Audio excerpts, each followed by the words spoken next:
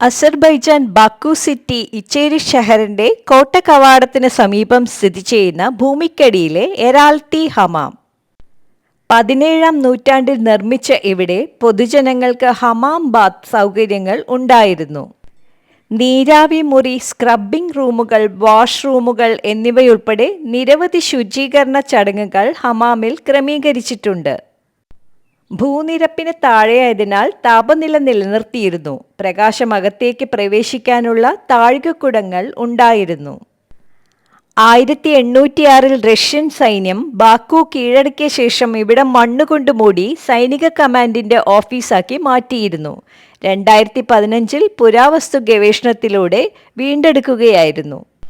ഹമാം ബാത്തിലൂടെ രക്തചംക്രമണം കൂടുകയും രോഗപ്രതിരോധ ശക്തി വർദ്ധിക്കുകയും ബോഡി റെജുവനേറ്റ് ആവുകയും ചെയ്യുന്നു.